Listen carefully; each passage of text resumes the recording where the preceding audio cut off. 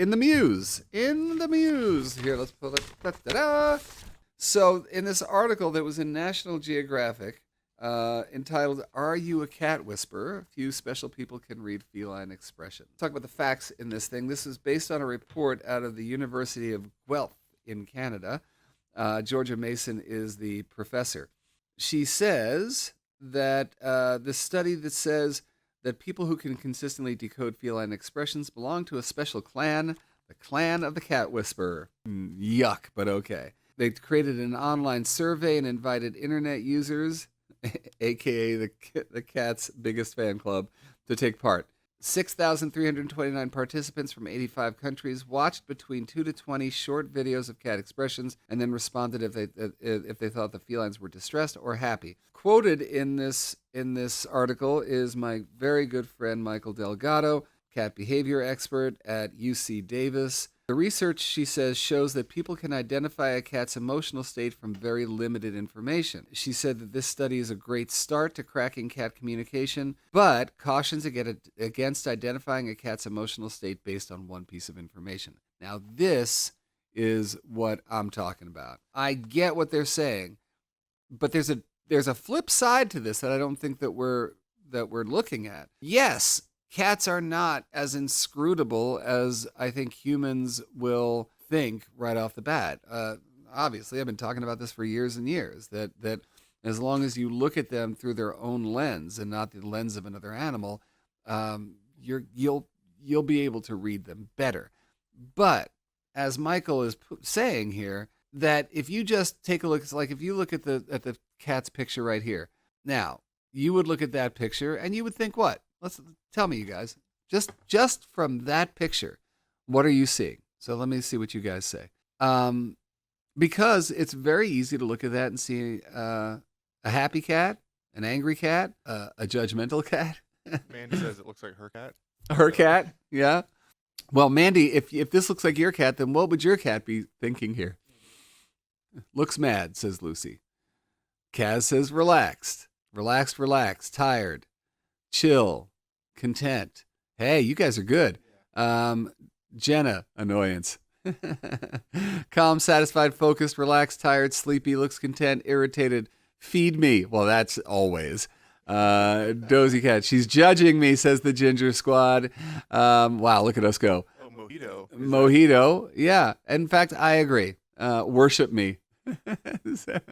Worship me and hungry, always.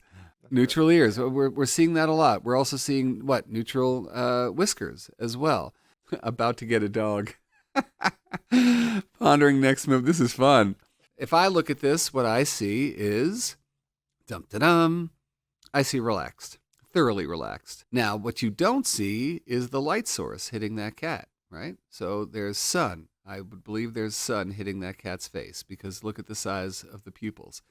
So pupils are very, very small. So I think this cat is soaking up the sun and looking at the person / the camera with that look of like you are no threat to me whatsoever.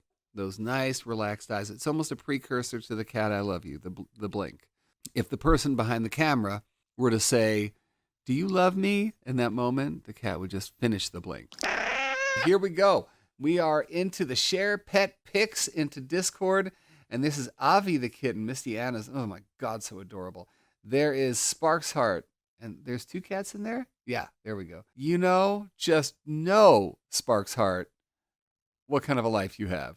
Oh my God, adorable. And look at Rem in the garbage. Rem in the garbage can. I would say a good amount. I was just thinking about this. I am sure I have that shot. I am sure I have one of my cats in the garbage can. Ori and Midnight. Look at their cat superhighway. Ooh. When you look at things like that, superhighways like that, realize that that's how simple it can get. It's brackets and wood. That's all it is. I know that I have caused problems, by having these incredibly ornate catification projects on my cat and also in our books.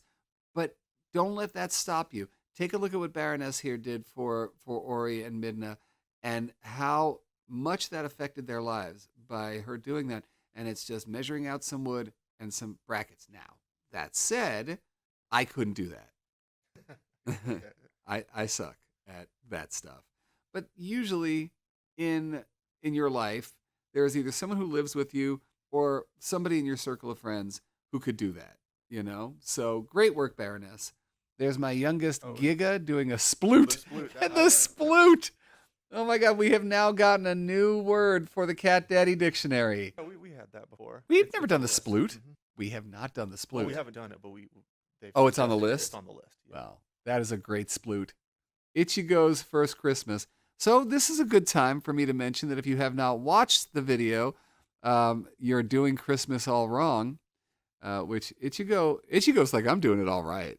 Ichigo's like, I'm fine. But yeah, you guys, by the way, with Christmas coming around the corner, if you haven't seen the video, look, you're on YouTube now anyway, but the next chance you have, go on over and watch the video. I want to talk about my good friend Lil Bub, and of course, my great human friend, her dude Mike. It has been a very hard week for those guys, for Mike and his family, with Bub's passing. The first day that I met Bub and Mike, and I believe it was 2012, it was a really special day for me. Number one, because it was one of the first big events that I was a part of for My Cat from Hell, where the network sent me out. And they sent me to Austin for South by Southwest. At this gathering, there was Bub and Mike. And so I got to meet them. And when we bring up this picture, you'll see what, for lack of a better word, what a shitting grin I had on my face. I was so excited. But, the thing is, I don't get excited about internet cats and that whole, I really don't. But Bub was different. And I also appreciated the fact that Mike did it all right. So that was us on that first day. Mike actually at one point had to go to the bathroom or something, and he was like, hey, will you want to hold on to Bub for a second? And I almost, it was scary. I'm not going to lie. I mean, Bub, if you can't tell from this picture, Bub was, I don't know, maybe 3 pounds. But what I was saying about Mike was that he wasn't there just to make money off his cat. That was absolutely never his, primary directive.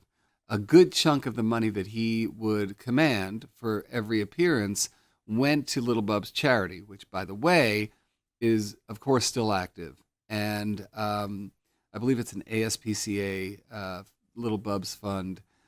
You can absolutely still donate to that fund, and, of course, you should. And Mike was always on top of sending out the right message. And not to mention the fact, if you know Lil Bub's story, you know that just to get this poor little thing past the first couple of months of her life, Mike had to, we're talking extraordinary measures, and extraordinary vet bills and research, because there were things up with this cat that nobody knew what was going on. Mike had to find out for himself. So he demonstrated what I've always thought to be the real tent poles of true guardianship, which is you don't question it. I love you, and I will do for you what it takes. If I got to go see 10 vets, we're going to go do that. If I've got to try different nutrition to try and get you past this, I'm going to do that. I'm going to try acupuncture. I'm going to try whatever it takes to get you through. And in the process, he became an expert on so many things. So I've always appreciated that as well. And yeah, you know what?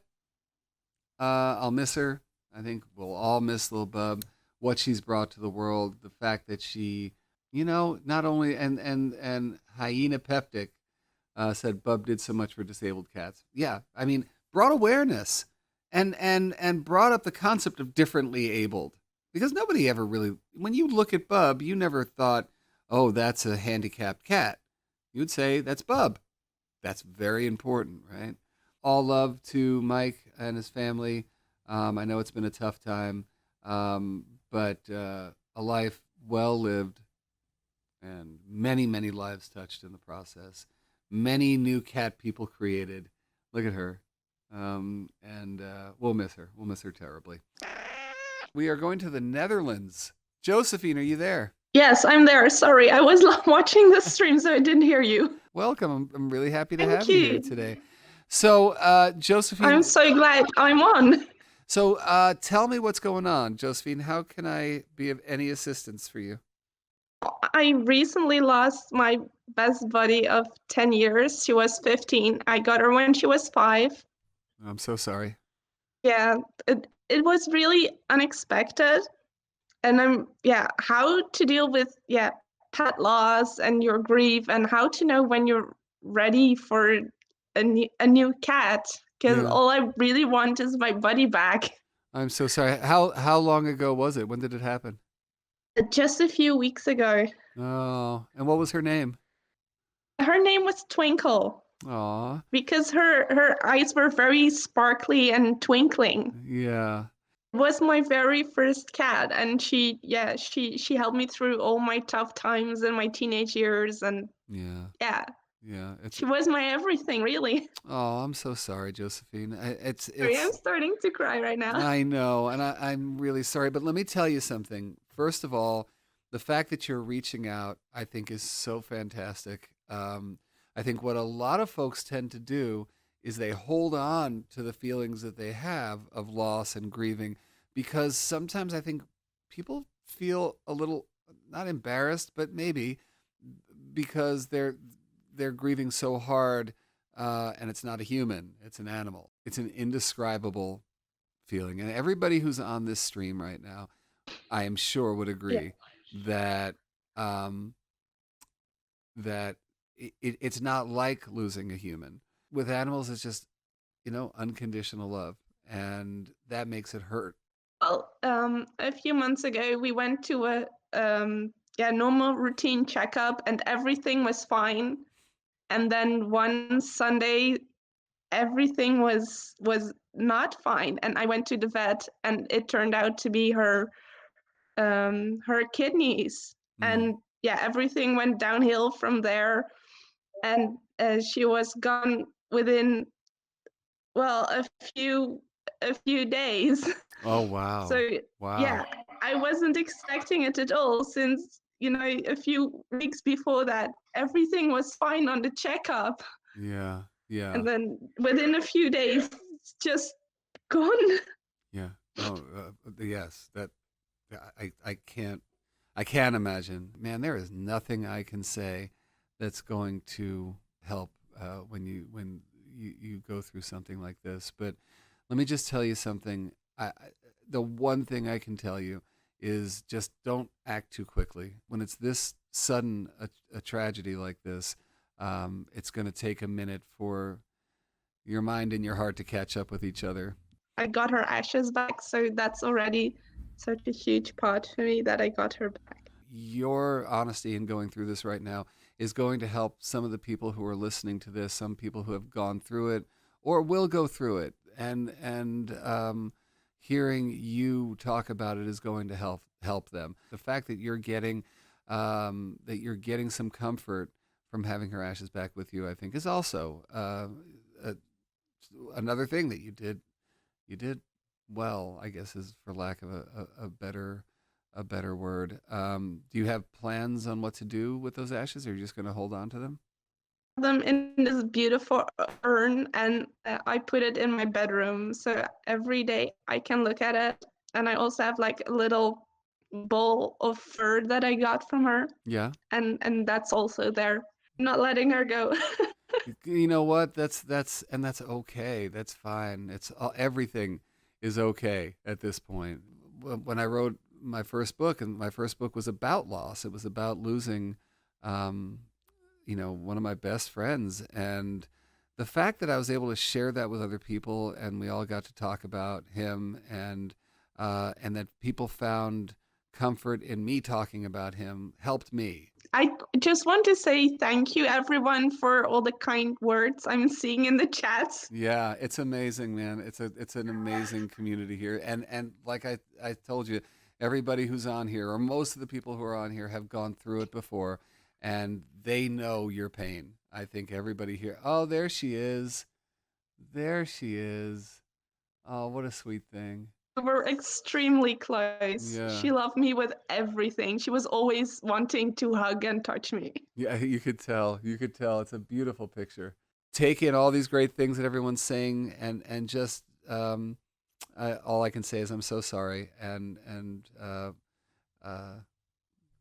I know that you're going to have others in your life, but nobody's ever going to be her. And but the love that you had together will, you know what? It'll inform the love that you have for the rest of your life. So she's left you with so many gifts, and that's all we can say. So thank you so much for sharing this Thank with you. us. All right, Josephine, take care of Thank yourself. you.